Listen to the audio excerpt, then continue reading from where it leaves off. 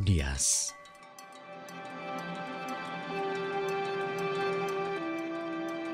Pulau yang menyimpan banyak sejarah yang masih menjadi misteri.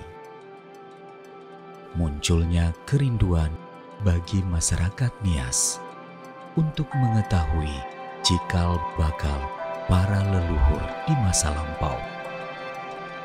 Salah satunya, di Kabupaten Nias, terdapat situs Tuadaho yang menciptakan beberapa turunan marga.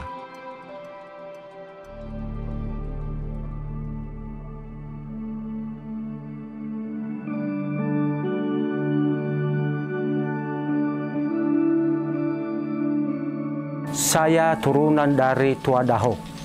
Menurut sejarah bahwa pertama-tama dia orang yang aneh.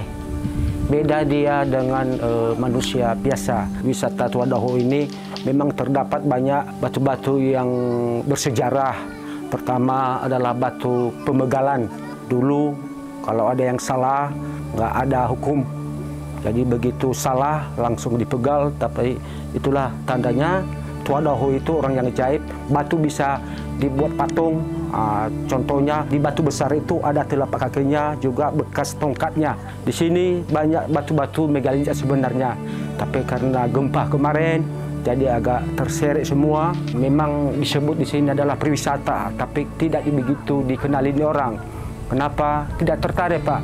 Mengapa tidak tertarik? Pertama-tama mereka datang di sini, tempat duduk mereka nggak ada, pemandangan nggak ada. Coba kalau dibuat di sini, contohnya rumah adat, jadi mungkin bisa tertarik. Saya mewakili adalah masyarakat desa di sini atau leluhur turunan dari Pak Tuadaho. Berterima kasih Bapak Gubernur Sumatera Utara, di mana sudah diberikan dana di Agapura yang terletak di Desa Lahema ini di perwisata. Juga kepada Dinas Perwisata Provinsi, di mana mereka sudah berupaya untuk mengarahkan dana perwisata untuk mengembangkan perwisata di Desa Lahemo ini.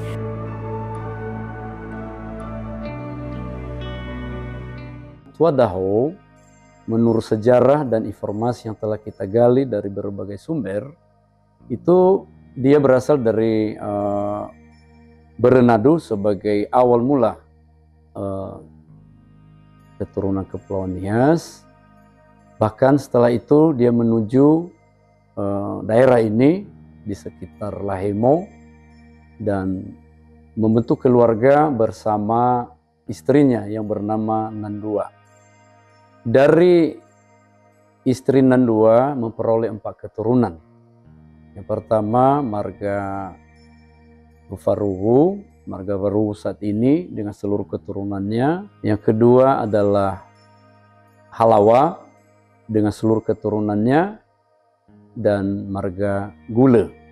Ada satu anak perempuannya, Ndaha, dan sudah dianggap beliau juga diangkat sebagai laki-laki. Nah, beliau ini adalah, Tuadaho ini boleh termasuk adalah leluhur beberapa marga di Nias. Dengan keturunannya yang sangat banyak saat ini tersebar di Kepulauan Nias, bahkan yang sudah merantau bertempat tinggal di luar daerah. Nah, kemudian dia memiliki keturunan lain dari istrinya yang kedua, yaitu Sauselama, dengan beberapa marga besar yang banyak juga, misalnya marga Telambanua, marga Mindova, marga Lase, marga Jendrate, yang saat dulu namanya awal-awal disebut Luhu. Jadi misalnya Luhu Hada itu menjadi marga Mindova, Luhu Bongi menjadi marga Loli. Jadi dimulai dengan kata-kata Luhu, hanya kelompok marga. Dan masih banyak lagi ada keturunannya pada istri yang kedua. Secara lengkap ada dalam satu buku atau satu dokumen yang ada. Tuadaho ini semasa hidupnya memiliki satu kesaktian, ya. Lalu karena dia memiliki satu kesaktian tadi, akhirnya ya dia membentuk kampung tadi dengan apa yang ada di atas itu di situs Gowe. Dan kita dari Dinas Pariwisata saat itu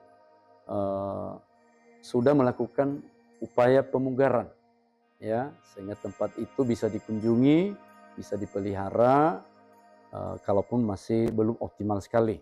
Tapi kita dari pemerintah Kabupaten Nias, bahkan didukung dari Dinas Kebudayaan dan Pariwisata Provinsi, pernah mengintervensi dalam membuat